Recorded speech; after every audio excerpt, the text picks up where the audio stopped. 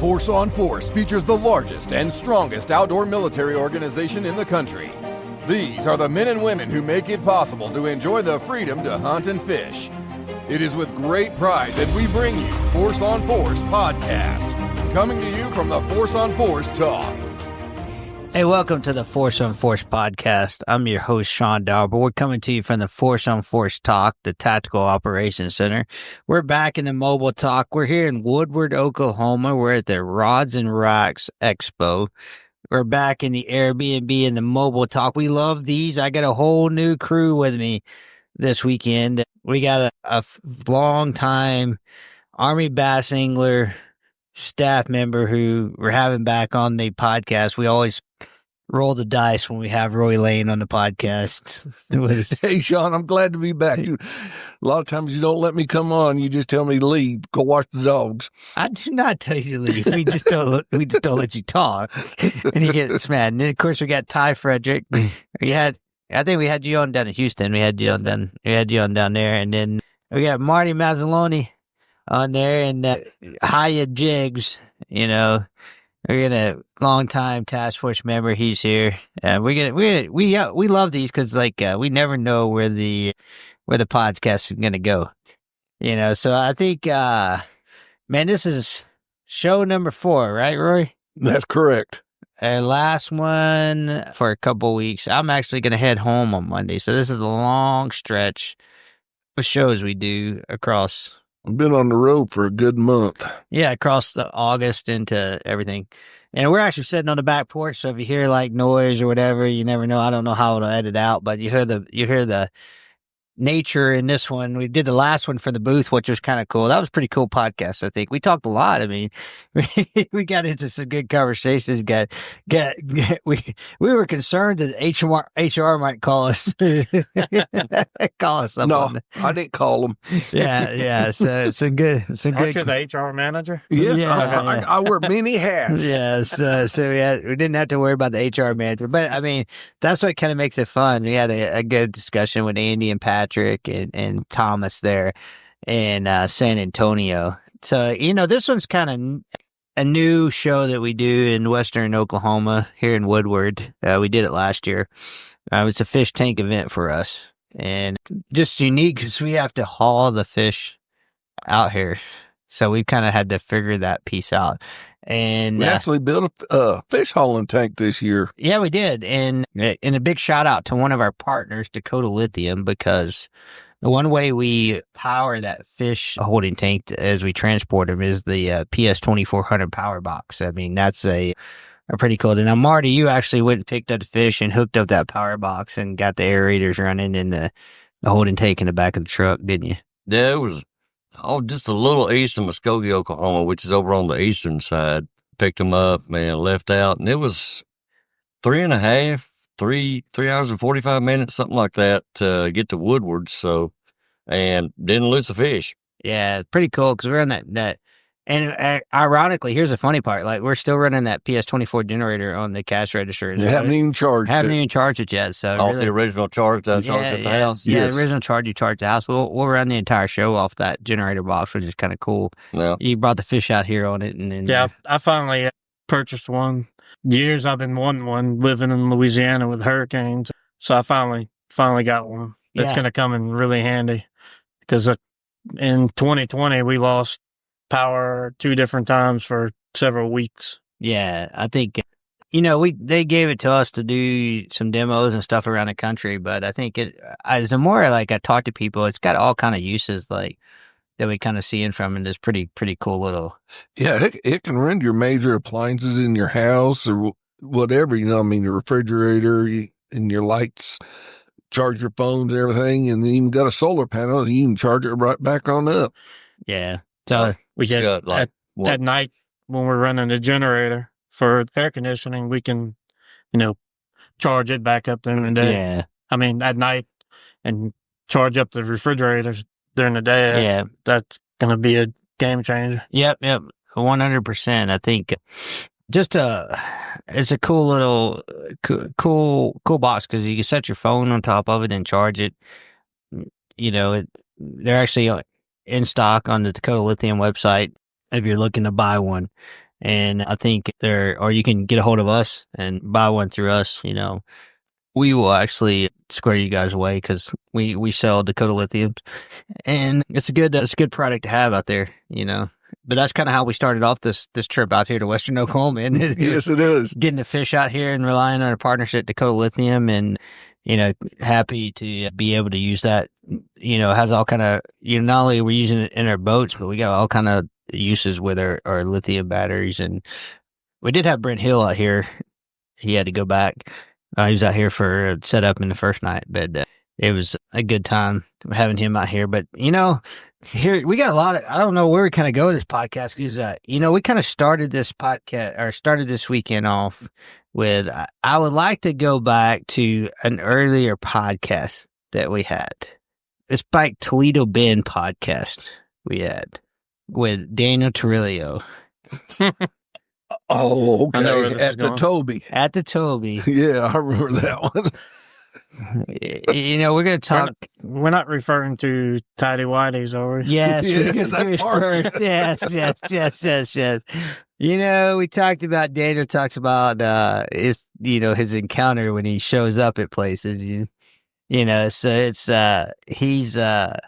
he met Marty, as he affectionately refers to him as Gandalf, from Lord of the Rings here. So I got kind of a thought about this that we brought up. So we'll post a picture on social media, and everybody ever been around. Marty, former military, retired. How long were you sheriffs? 25 years. 25 years of sheriffs. And I don't think you have shaved since you have retired being a sheriff, have you? Have not. So. No, he's never had a beard through anything, through his military career or his being Well, I've never worked anywhere where I when I was like in high school and stuff, my dad was one of those, the boy, it's time for a haircut. Yes, sir. And you go get a haircut. And of course, I graduated high school. 5 days later, I was sitting in Fort Benning, Georgia. Well, they're not going to let you have a beard or grow your hair out. And when I got out of the military, I went to work for the state prison. Well, they're not going to let you. And then from there, I went to work for the sheriff's office there in Texas, and, they wouldn't let you. It's ironic. I retired August of 21. And, everybody knows about No Shave November and everything. Well, they decided to do that year. And then after No Shave November, the sheriff come out and said, okay, well, if you keep it trimmed up, you can keep a beard. I'm like, really? I worked there 25 years, couldn't have crap. And here you are now, 3 months after I retired. Oh, yeah, that's fine. So, yeah. Marty pretty much has not shaved since, August 2021. Or you cut your hair at all, anything? August 2021. Okay, we established this. 2021, no, August 2021. Now, here's the deal. Like, I have a beard. Ty has a beard. Ty actually just he showed up in Houston. I didn't know who he was. He trimmed it up and I'm like, he's just he cut his hair and trimmed his beard. Cut his hair and trimmed his beard, man. I'm like, we didn't know who he was, right? No, I'm not homeless looking. Yeah. That's my wife would say. Yeah. So, and Roy, normally, he has a beard most of the year. Well, I do it during hunting season. Yeah. So, I thought, man, what would it take to get Marty to shave his beard and hair? I just think that's a great question. We started talking about this a couple of days ago. I really think it would be a great, promotion for higher base. I even called up Joe. Well, also it'd be a great fundraiser for our nonprofits, whatever, what would we come up with or, get donated to get him to cut his beard and his hair on Facebook Live or whatever, so everybody can see it and then donate the funds to one of our nonprofits. No, we're gonna have to come up with a lot of donations. Yeah, but I think we can get it done. I'm just going with this whole thing. Yeah, you got to give us a number. I know we can beat it. There was big numbers thrown out already. Yeah. Not huge numbers, but from one person. Yeah, I think one person threw out $600. That's Joe. You gotta take that with a grain of salt. That was his business partner, by the way. I thought that was Brent. Yeah, Joe Noli was like, Joe was all about it. I called him up on the phone. I'm like, hey, I got a great idea here, Joe. So, this is us putting. Yeah, he even trimmed his up to even look good, for the company and Yeah, everything. He no. can't get Marty to help him. Yeah. It wasn't for the company he trimmed it up.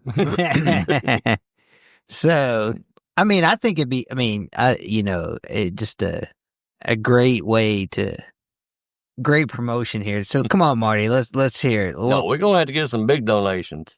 Well, you gotta set us a number. You gotta set a thing out there, man. I mean, you trying to retire? Or what the hell? We got to have a goal. Gold's gonna be as much as you can get. Okay. You said that right here. Oh, And It's it's gonna- $10. it's That's gonna have to all I be- can get. It's going to have to be a big number. so here's what all you gotta do is do a GoFundMe thing or whatever amount you get and donate it to the Army Battalion Foundation. Mm. And whatever that amount is in that amount of time, and then we cut it. I'm just saying, there you go. You done set yourself up. What's the next subject? But he does carry a picture of himself all clean shaven and cut, his hair cut and everything before he let it grow out on his phone. So he remembers what he looked like. I thought that says people don't think they're dealing with a homeless man. Only reason I got that picture is because I'm holding a 12-pound bass. Oh, now he's trying to change the subject real quick. I think that was a shot back at you. I don't know. Yeah, 'cause I know somebody who doesn't have don't even have a 10-pound bass. Now that I think about it. Oh, It'll happen when it happens. Haymakers are being thrown early in this conversation. I've got one. I got one, so it only eliminates. He's going to have to get at least three to catch up with me. It'll happen when it happens. You guys can harass me or whatever. I enjoyed my whole damn fishing career. Yeah, kind of like the hair and the beard. It'll happen when it happens. No, we actually we try to put a mark on the wall, but you're running from the subject, but that's okay. Like I said, we're here in Woodward. We meet different people across the country. I think one of the cool things we had an experience today. Yes. And I say this because we were talking with Ty last night about VA disabilities and just discussion about him going back and doing some more stuff with his VA disability stuff. And you had never really done anything with it before. No, 2022 was the first time I did anything. And I found out really quick that without help, you're not going to get very far. So me and Roy, well, actually it was just me. So I'm standing there. I don't remember I was talking to somebody, but this guy comes up to me, him and his wife, and he comes up to me to shake my hand. And he's like, "Hey man, you remember me? You and I were in the 82nd." And he said, "You talked to me about going and get my VA disability." He said, "I want to tell you that," he said, "I went and did what you said." And he said, I got my VA disability. And he said, "I didn't know all these years to go do that." He said, "I went and they had a thing and I got help." And he said, "I got that." And Roy came over and talked to him. It was a pretty cool experience. Yes, it was. I mean, it's just, that's something that makes you feel good. You're helping another veteran out, and that's what we're all about, helping all the veterans, no matter what branch you're in or anything else, that, because a lot of people don't know, or they get tired of it, and they get beat down because they get rejected and all that, but, we've been there, we've done it, we're giving our experience out to everybody, and it worked. And they also think that, okay, my age, I can't apply for anything now because it's been too long. No, it hasn't. Yeah. You can go back and get what's entitled to. Correct.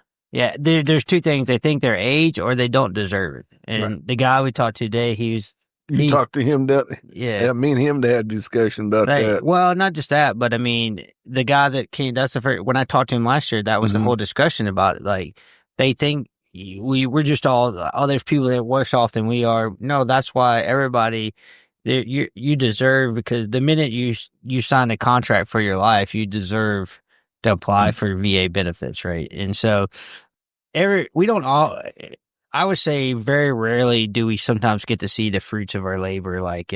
But when we do get to see it, it's pretty cool. Gives you goosebumps. Yeah, because I told him, I said, man, if I just touch one person's life by talking to them, and we did that by you, now you're going to go out and tell how many other people. and then they're going to do the same thing you did, and then they're going to go out and tell that many more people.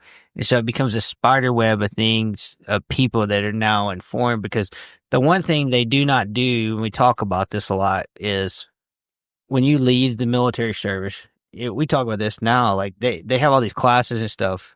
They I didn't have nothing. You didn't have nothing like that. We talk about, like, even now, like, it's like me, like, with all my buddies that are retired, it's like the unwritten rule. You call your buddies, tell them what to do. Like, it's like the man law. Like, you're expected to do that. But once you leave the military, and if you didn't do that, there's no marketing campaign. There's no, hey, let's reach out to tell people, how do you apply for your VA benefits? Where do they go? You know, the VA doesn't do a job about reaching these that never did. They've gotten a lot better in the last 25 years. Be honest with you. I mean, it's soldiers getting out now and applying everything. It's a lot better, and they got more resources and everything else. Where when I got out, you didn't know nothing. Right. You kept everything to yourself, and you could be hurting or whatever, but you didn't let nobody know. Well, my son just got out of the Navy, and he has quite a bit of issues. Yeah. So I made sure that he didn't wait. Right. That he's already applying for what's coming to him, or what should be coming to him. But you got out in 97, right? Correct. And I knew nothing about anything. You knew nothing. So my point of this is they do a better job now, in your point of messaging while you're getting out. But you wouldn't have known about it if you hadn't been with us to talk about, like, right.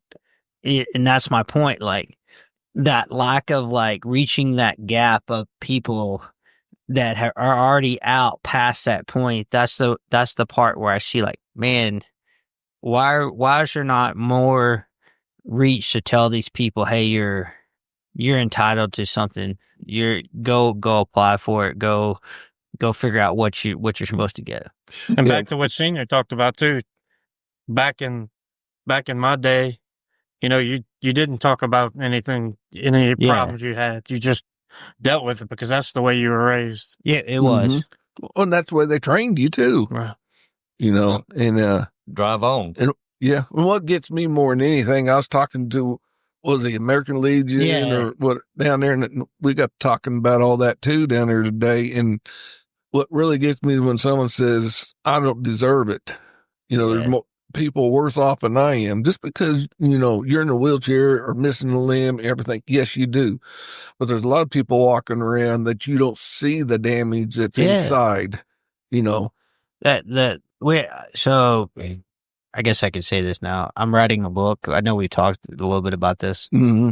Actually, the part that we were working on, when I got here, is the cost of war beyond the cost. And there's a lot of things, exactly what you're talking about. There's the things that we can't measure, the emotional, the physical. I mean, there's the emotional, but I tell people all the time, I joke, me and Bart, my best friend, the one. Yeah, listen, Bart, you need to listen to this podcast. Yeah, by the way, this is going to you because I'm always harping on Bart to be like, go do what you need to be done. You do it for your family, right?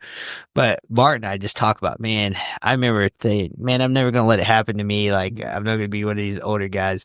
And then one day you just wake up from your bed, right? And you're like, oh my God.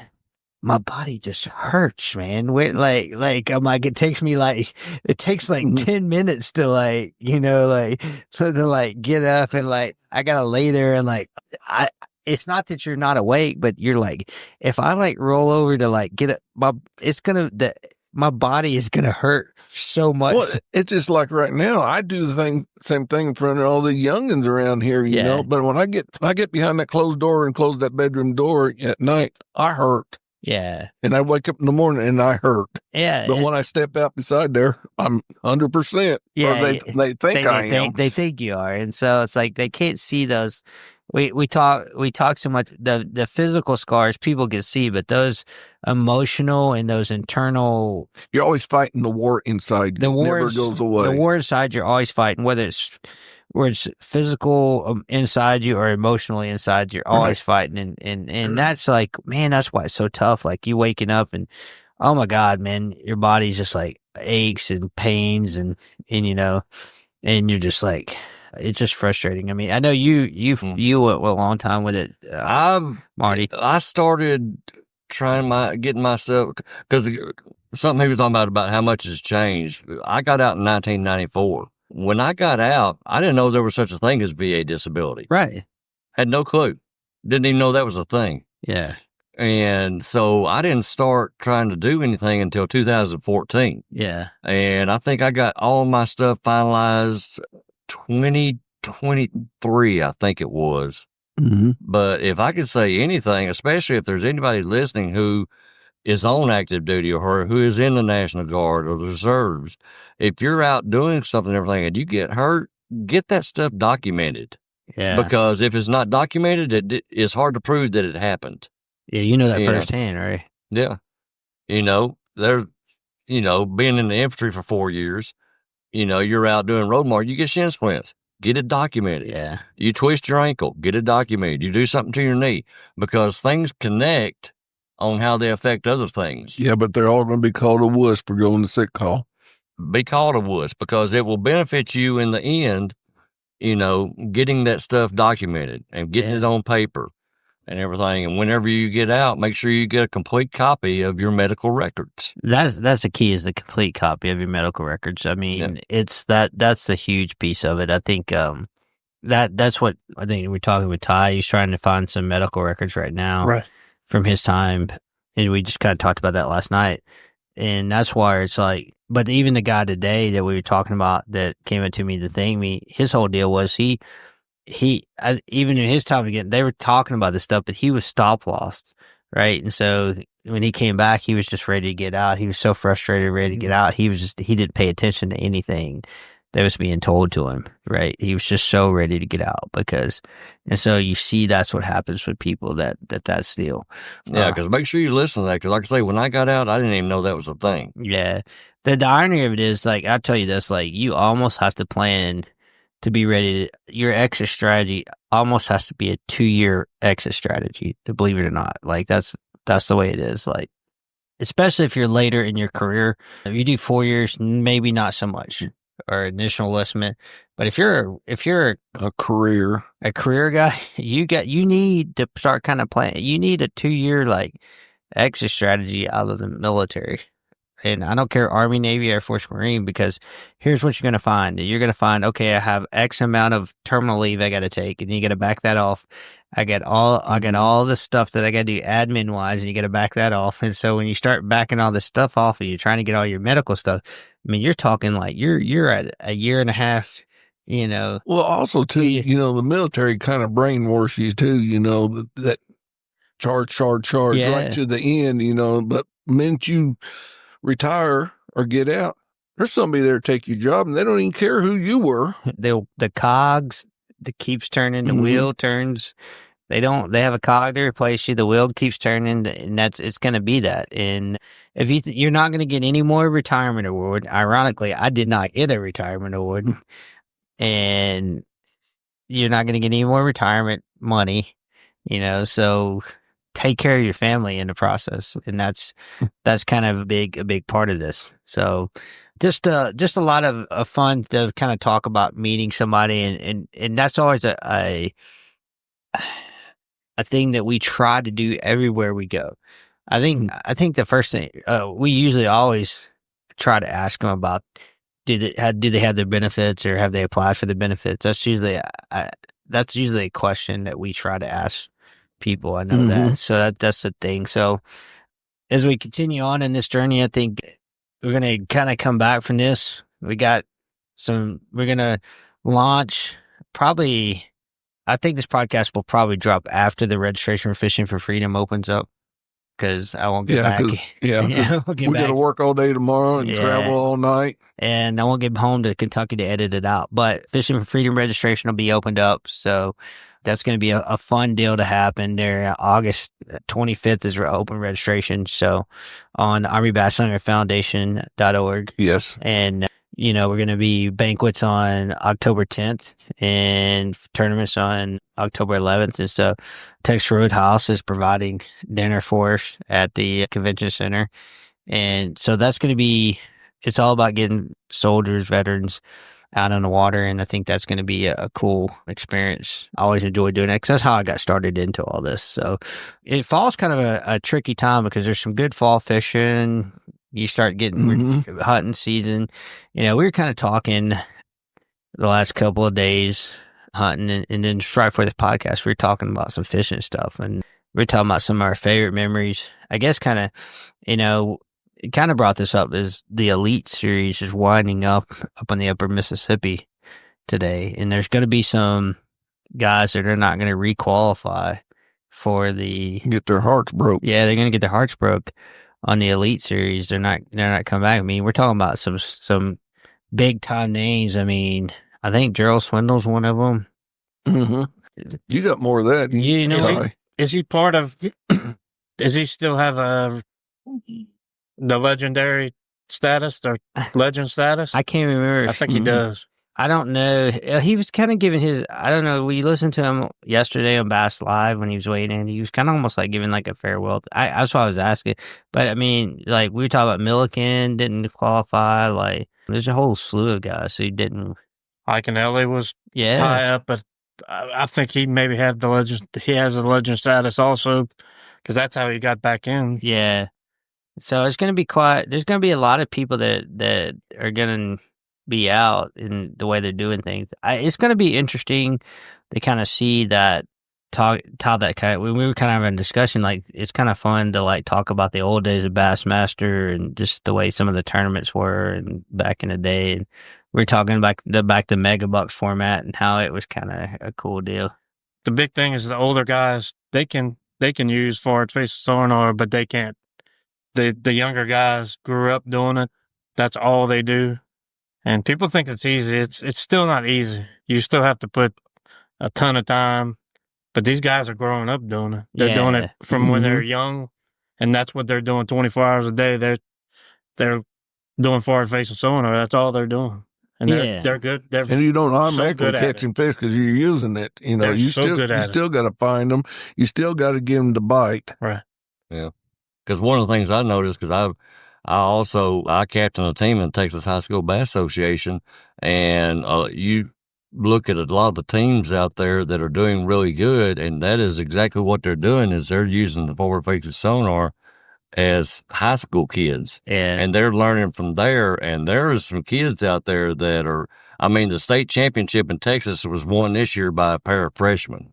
It was a guy and a girl that won the state championship on Lake Conroe on the last day or the second day. First day, they was in second place with 26 pounds, and the second day, they come in with 38 pounds. On Lake Conroe. That's unbelievable. That's freshmen. But you're definitely seeing a decline in tournament participation around Toledo Bend, Sam Rayburn, because people that have been fishing all their life know they can't compete against these guys with forward-facing sonar, so they're not competing. Yeah, I know several guys like that. Yeah, but the deal is, too, I mean, you got to keep up with the times the way I look at it. I'm not. You got to learn it, even though, as old as I am, if you're going to keep up with everybody in competition, you got to learn the new technology coming out. You can't sit back and let it go past you. I'm not one of those. I'm not against it. But I'm not saying you are, but I still can't compete against these guys. So that's why people don't fish tournaments anymore. If you know that you have no chance, I mean, you're not gonna pay money to get into the tournament if you know. What's time spent on the water? Right. And like us, when we travel and do shows and everything, we can't put that time on the water like everybody else does. Yeah, I think the key takeaway, what you're saying, it's not that the older guys can't learn it, it's that they have that time. Those younger guys have that time on the water, and that's all they're doing. There was no high school when we were coming up. There was no high school fishing. There was no college. Yeah, right. No. There was nothing. It just it makes a difference. Now with that, like I'll tell you, like where like I think forward facing sonar really like to me like you talk. I hate that we face everything around tournament fishing. I mean, I'll get back to like fishing should just be fun in the first place, right? To where I really love like forward facing sonar, if you ask me, like that I can go to a brand new lake and I can catch fish, right? go to a different part of the country, and I can take forward fishing sonar and I can catch fish because it helps me find fish on my side scan or down scan, and then I can target them a little bit better. Like that, I never forget the first time I went to New York, right? And I'm thinking, man, how am I gonna? I mean, we're crystal clear water, and like, how am I gonna? You know, you left me stranded in Florida. Now that was the second time. Oh, Get stories right, really. But how are we gonna? I'm a Tennessee River guy. I mean, it's not clear water, but I mean I mean, it's not dirty water, but I mean, it's not like, man, you up there. So, but it's so excels. So, I think from a fun fishing standpoint, like that's where to me, like I don't think we give it enough credit. Now, I remember a time when fishing wasn't about tournaments. It was about, you know, just fishing, you know, itself. We didn't have, you know, all these things that we have now. Right. And so, man, I'm always have like, when we talk about, I don't want to measure, what I want to measure is, let's don't measure tournament decline. What we need to be measuring is, what is the amount of people that are into fishing. And typically the way they measure that metric is by the number of fishing licenses that are sold in each state. So that's what we need to be looking at. What is it affecting the resource? Yeah. And that's what I was talking to you yesterday, remember? Yeah. Talking about that. And more particularly, like we're actually looking at we applied for a grant to help like promote that, to get more people into fishing, both freshwater and saltwater, because I think that is a big metric of how you measure things. You know, and I think what you're talking about is it affect the resources. But it's interesting, you went on a trip and the individual talked about this. They're not hitting the same fish. There's different fish coming up on a daily basis. I don't think we really understand how many fish are in the fishery. Right. That it only forward facing sonar only made fish that were never fished before. Now they're getting targeted. Yeah, we're finding fish where we never even thought there were fish. Right. I mean, there's fish where you thought in the middle of nowhere, I mean, it might be 50 foot of water, and there's big fish suspended out in 18 foot in 50 foot of water. Yeah. You know, out in the middle of nowhere, and that's what people are identifying now. But that's the same thing back in the day. I mean, they were identifying when they first started catching fish in certain ways. The same thing happened then. I mean, heck, I look at like, man, and the same thing Toledo. You live on Toledo, man. I grew up on Lake Guntersville, man. I mean, there's been more professional bass tournaments on Lake Guntersville than anywhere else in the United States. I know that bothers you, Texas boys, but that is a true fact. You can't argue with fact. Let me look it up. No, that is a fact. That is a fact, right? But when you take that into account, more professional bass tournaments fished on Lake Guntersville than anywhere else in the country. And that doesn't count like all of the other tournaments that are fished there. So to watch it, I mean, you saw the MLF Redcrest there. To watch it perform continuously year after year after year, man, it's hard to make an argument. Is technology or the more equipment we get affecting the resource? You know, I don't know that we have that. I'm not going to say yes or no because we don't have enough data points on that for sure. But I don't think it's a hard discussion that we have. I mean, I think there's other things outside of just those things that affect it bigger than what we think. We talked about last night or night before, talked about Toledo Bend when it was down, right? That water level probably had a bigger, huger effect on fishing than anything else, right? Well, I look at it too. It's no different when side scan and down scan come out. Everybody said, "Oh hell!" Yeah, I can't hide anything anymore. Yeah, you can't have brush piles. But I mean, like I look at Kentucky Lake, 'cause people want to blame Kentucky Lake on like the carp problem. I'll tell you, Kentucky Lake had more to do with we had some years of flooding that ripped a lot of the grass out of Kentucky Lake, and we had some years where the spawn got messed up because it is a Tennessee Valley Authority lake, and so it's a flood control lake, and so we had some particular issues with dropping the water level, raising the water level during the spawn, and so you had probably 2 years during that time where the spawn got messed up. Okay, and so I think the carp got blamed more than anything else. So I think there's more.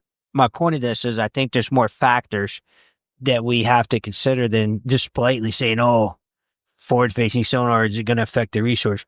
There's a lot more other things if we're looking at the metric of a fishing license and I will tell you what the reason they're doing these grants is because fishing license are getting less and less every year. So if fishing licenses are getting less and less every year, how can we say that? That's because everybody's letting their kids play on iPads and phones. They're not taking them out like when we was kids. Our mom and dads and grandparents took us out fishing and hunting and everything. They're not doing that no more. They're letting it get away from that tradition. That's right. So that's where I think that we're trying to muddy the water with a discussion. I look at it like I don't know if I said it on the podcast, but we really use this in discussion of Second Amendment rights with Clausewitz. He has this thing called his version of the paradoxical trinity, right? It's the will of the people, the will of the military, and the will of the government. The only way that stays into equilibrium is the Second Amendment because it ensures that the will of the people is what balances that out. Without the right to bear arms, you can't do that. So what does that have to do with this? What I will say with this is, I talked about this with our partners at Lawrence. I've said, hey, people complain like, oh, forward-facing sonar, their fisheries and all that stuff. I said, this is the deal. Think of it like this. The will of the people has spoken, which drives to the O&E side of the house, O&M side of the house, which is the sonar companies are making what the people want. And the tournament organizations are going to do what the sponsors OME want because they're getting pushed on. We wouldn't be getting this stuff if the people didn't want it, right? No. So we keep saying this, but the people want it.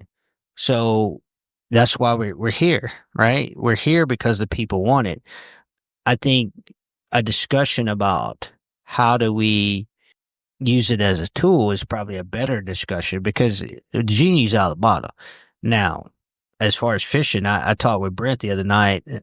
There's discussions about different tours, how they use it, all that stuff. I'm not opposed to some discussion about how do we limit it. I don't know. To me, I don't really care about the limiting process. What I want to use it is a process to watch people's decision making, right? And I don't want a tour to be like, hey, you can't use it on X day. Here's why. Because when you do that, if I tell you, okay, let's just say in Force on Force, we did this, right? And we're going to say, hey, you can use it in the semifinal, or you use it in the preliminary rounds, and you can't use it in the semifinal rounds, but you can use it in the finals, right? Well, you've got no decision making in that, right? Like in our process, like I love like the fact that it is 4 hours. I get to watch you guys, especially when I go back and watch the tape. I get to watch because it's such a compressed time. I love watching the decision making because you're like trying to decide, did I choose the right spot? How long do I need to sit here? Do I do that? When I automatically tell you, hey, you can't do this, I've removed that from your thought process, right? Do I want to make the run that's going to eliminate more time? Yes. Mm-hmm. All those. I love the decision. That's your decision making, not ours. That's your decision making. When I eliminate that and just say, hey, you can't do X, right? Like a perfect example on this Force on Force, I said you can't lock, right?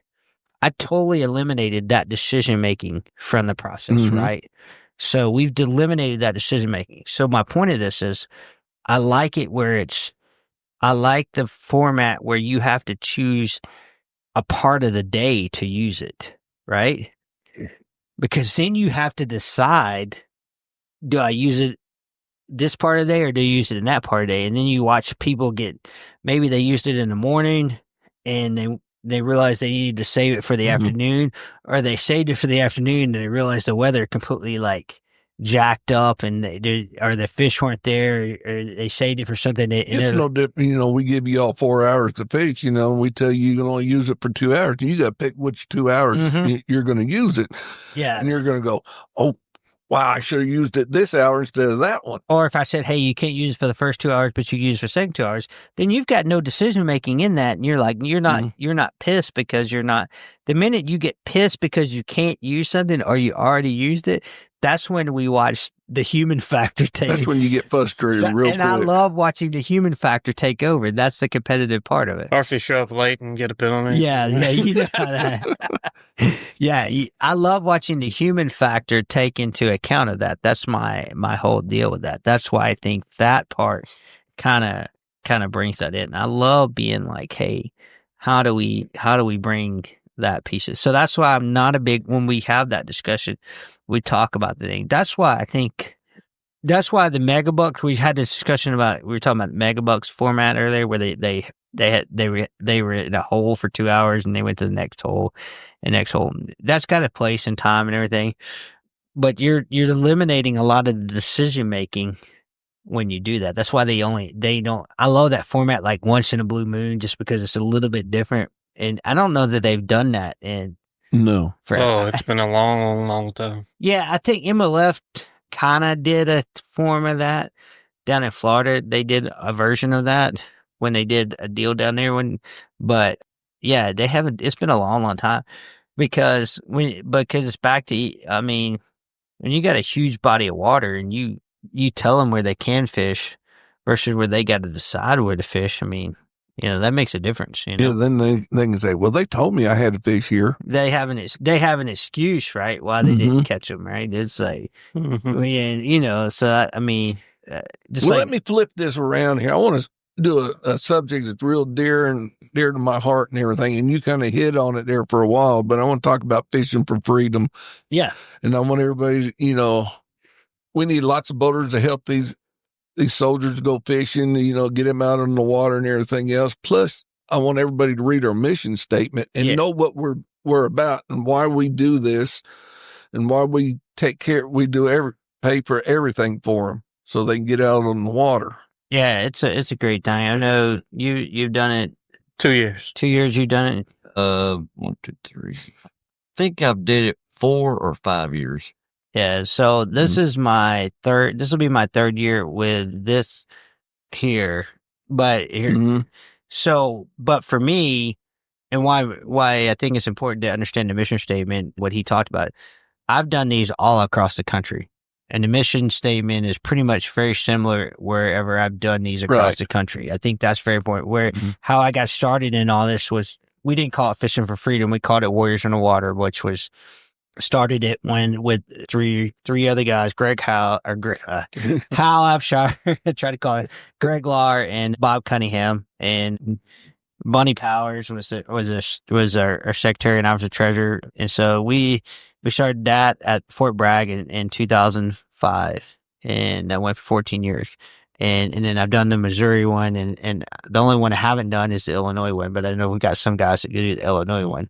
And so, having been a part or know about how they all have the same mission, that's to get soldiers, veterans out on the water for a day of experiencing. Let them relax and forget about everything that's going on and stuff in their life. It's not about, to me, it's not about, prize money or, yes, you can be the champion, Fishing for Freedom champion of 2024, that's a hell of a title to carry. But I don't think you should show up, expecting us to have a payout when that's not what we're about. And that's not the reason we're doing it. And if that's the reason they're showing up, that's wrong, because we're trying to help these soldiers. Yeah. And you don't understand how appreciative all these soldiers are to get to go fishing. A lot of these people don't have access. Yeah. They don't have a boat.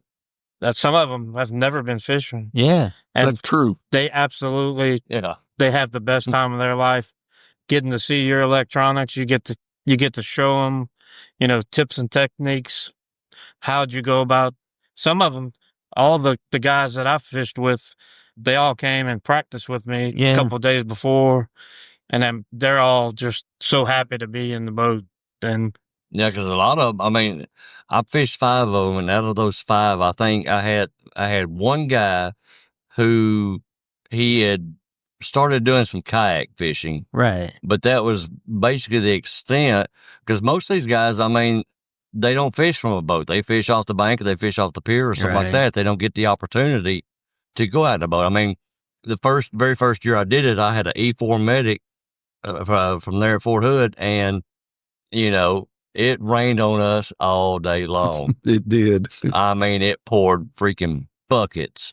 I woke up at 3:30 and it was doing that, and it did all day. And he's out here. I mean, granted, luckily he had his Army issued Gore-Tex rain suit, but I remember coming back up the river, back towards the dam there on Lake Belton, and I was running pretty good, and I pointed over to the GPS, and I think I was running about 65 miles an hour, and I tapped him on the shoulder and showed him. I mean, he's sitting there grinning like a Cheshire cat. I mean, he's just having he thought that was the best daggone thing he'd. Yeah. But they don't get these opportunities. I mean, most of these soldiers and everything, especially if you're taking an active duty, they're moving all over the place, so they don't have boats. No. There's some of the places like down at Boar and everything where you can rent a boat or something, but I mean, how many get an opportunity to take care of that, or have an opportunity to do that, and then you're able to get them out there. Most everybody comes out there has pretty nice bass boats and everything to get them out on the water with, and this is something that they just never really had a chance to experience. So it's a really good time for them, and they really enjoy it. I think that's kind of key. I think that's so. I've heard stories. I have guys come across the wave stage, and like you ask them like what their highlight of the day is, and they're like, "Man, my boater taught me how to drive a boat." Yes. Yeah, I mean, and like we take that for like.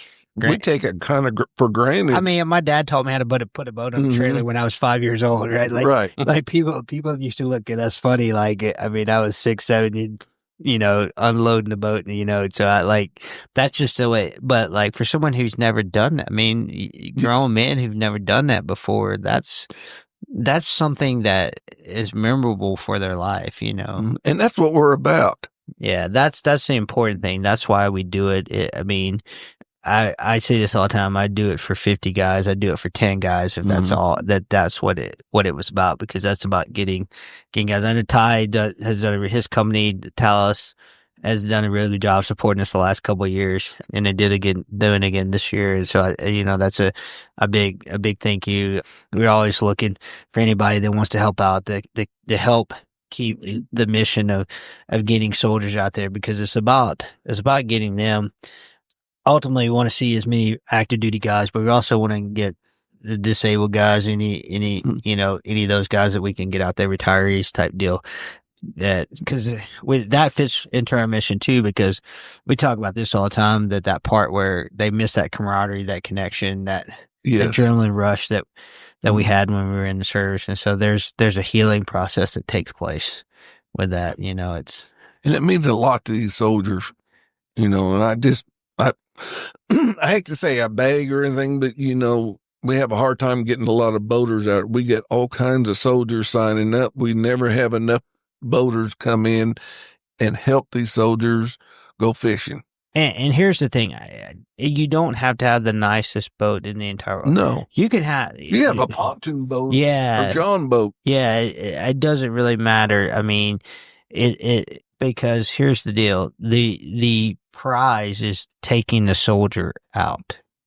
That's the veteran out. That is what it's all about. I mean, that's how we get them out. How we make them part of that. I can tell you, the 14 years we did it at Fort Bragg, the center of the universe, 82nd Airborne Division. Here we go. I like to throw that out there, right? Not one time was there ever a tournament part of that any prize money was ever paid out. And so this is a challenge to everybody around the Fort Hood, Texas area, because I want to challenge all you that are listening. So this is a true story. We would open the registration up on September 11th at midnight. And before midnight on September 12th, we had to close the registration down for boaters and to put them on a wait list because that's how committed they were to getting soldiers out on the water. Right. So I don't know if the people at Fort Hood can match that. It's a challenge. Yeah. We're putting the challenge out there. And there's plenty of anglers around that area. I mean, that's one of the hottest spots in the country with Belton. They got and 3 or 4 else. bass clubs that's been there for last 40 years. Right. Because I think we had to double up a few boats last year. Yeah, or maybe it's just the 82nd has a little bit more pride in their community and like. And all right, like, first cab, he's already put the challenge out there. We need to step up. I'm just saying, it's just I'm just throwing it out there, So I want to make sure that that we can kind of the gauntlet has been thrown out there, and it's the same thing. It's always been a fun time to go to the other ones across the country because there's not enough of these to get out there and get these soldiers out there. Yep. Everybody talk about it. Let everybody know about it. Well, it's a good thing. I think we could, we're going to get out of here. We got one more day of the show. We're going to get back home. I'm going to drive back to Kentucky. And in fact, tomorrow is my 6-year anniversary. Who knows about that? A true story, right? Yes, it's a very true story. There's only one person in that relationship that knows. So, actually, we both forgot. When you have 5 kids and we're both very busy, and the irony of it is we actually have 2 wedding anniversaries. We had the one that we were married in August, Pastor Ron, we got married at his house, and then later in December we had a family wedding where we didn't have to worry about all the legalities that we could do, like a family wedding on the beach and everything else with the kids and everything. There we could just kind of a more like ceremonial type deal. So we had like 2 wedding anniversaries. So, but our real wedding anniversary most of the times it gets forgotten. Last year we were both sitting on the couch when it was probably 12 o'clock in the day, and we're like, oh wow, because we're usually both. August is so crazy for us with kids back to school and football season going on, and I'm just coming home. I wonder if we was going to touch on high school football. Yeah. Don't get him started on that tonight. It's before you get any further, Amy, I love you. We forgot about it. Yeah. So the big thing was, she forgot one year, and I know this for a fact. I love her to death, but she is an awesome wife and does some. But she is so busy being a great mom. Hell, to put up with you. Yeah, and so she realized that about this was probably like her second year we were married, right? And she's like, it was probably like 10 o'clock that day. She was like, oh, you forgot our anniversary. I go, no, you forgot it because you didn't say nothing to me this morning. And she goes, no, you forgot. I said, no, trust me, I remembered it because I said, you'll know in a little while because the flowers was being delivered and you had to plan that a couple of days out, right? So I didn't tell her that. And so I said, in a little while, you'll call me back and tell me, that I remembered, right? And so the flowers showed up in a little while and she knew that it did. And so that's how I kind of got her on that. So we had a bet. Yeah. This flowers had to show up a day early because of the weekend. Mm-hmm. And so I told Roy, I said, I bet she forgets. So, because we both forgot last year. She cost me $100 because I told Sean, I said, she loves you and appreciates everything you do. She will not forget it this year. That's the lot to say when she said both the girls move off. One doing cheerleading, the other one going to college. Oh yeah, go vote for Macy. Yeah, Macy's the athlete of the year type deal. And next week's big week, University of Kentucky opening football game. So we're going to get to see James, their first college football game. So it's a big deal. It's good stuff. Big deal in the Dalrymple household. So looking forward to getting home and getting out of here. And we're looking forward to finding out when Marty's going to shave his beard. Yeah. We're going to have that. Hey. You can't tell. We're one big family around here. We love each other. We harass each other and everything else, but we take care of each other. So here's the deal. Exactly. we know that Marty. So, what are their names? Huh? What are their names? Your girls from the Maggie and Lori. Maggie and Lori. So Maggie and Lori are both cheerleaders that he's a boat captain for. So Maggie and Lori, we want to get you in on this to make sure. And we're going to let you trim his beard and his hair. We will let you do it. So there's nothing like a little peer pressure in this whole thing. I know, right? So we want to make sure that you get in on this. And your sister's going to supervise. Yeah, we'll work this out. But hey, we enjoyed it, and we'll talk to you. Don't know when, because we never know this time of year when we're gonna have another podcast. But we enjoy them, and we love bringing it to you on the road. Yeah. And we'll be getting ready. Look for the Fishing for Freedom. Hey, if you want to know more about Army bass, buck, duck, or hog, or redfish, go check us out on our social media stuff, and we'll see you next time. Hey, can we circle back to if there's any vets out there that are having trouble with their benefits?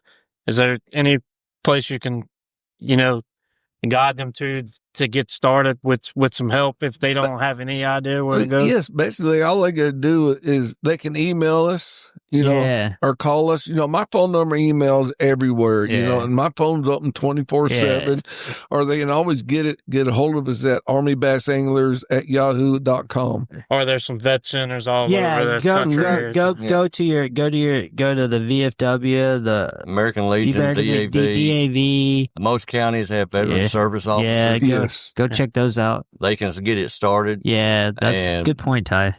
And also, there's a lot of VA attorneys out there. And really, that's, if you're wanting to really do your best to try to get it done, a lot of times attorney is your best option. And don't think that it's going to cost you a bunch, because the thing about it, when I had to go through an attorney. Didn't cost me a dime out of my pocket. Okay. What they do is they're capped at 20%, and it's whatever the back pay is for whatever your claim is that they're able to get. So, like I say, I didn't pay a dime. No money up front. None whatsoever. And actually, throughout the whole process, I never paid a dime. It was 20% of whatever the back pay was. And that's a good way, because if an attorney takes your case, it's because they believe that they can win it. Okay. If they can't win it, then they're not going to take it, because that's how they get paid. Yeah. And the 20% you would have never gotten anyway without them. You would never got that without them. So no. But like I say, the VA attorney and starting it, because a lot of them won't take it initially unless you get some stuff started. And like I say, DAV, American Legion, VFW, a lot of your counties have veteran service officers that can get all the paperwork started, but there's so many ins and outs with the VA system and the laws that are on the books. A lot of times it does take an attorney to try to navigate all of that and everything. The big key point is don't try to do it yourself. I don't care. No. I don't care if it's your first time. Do not do it yourself. No. Yeah, I'll tell you, because I used the veteran service officer there out of Great County, Texas, and nothing against them, but there's so much stuff associated with the VA, with the laws and how stuff has to be, worded and stuff like that they just don't know about. But, that's a good place to start. Your veteran service officers, your DAV, especially your bigger ones in your bigger towns, your VFWs and your American Legions. Yeah. And so I wouldn't sign off a second time, but I would tell you that's a good that's a good one to have a second sign off for. So if you do want to know more about that, that's where you go about VA stuff. So hey, we'll see you next time, guys, and enjoyed it. Thanks for listening to the Force on Force podcast. Join us next time as we dive into more topics from the Force on Force talk. For more information or to learn how to join the organization, visit our website at forceonforcetv.com.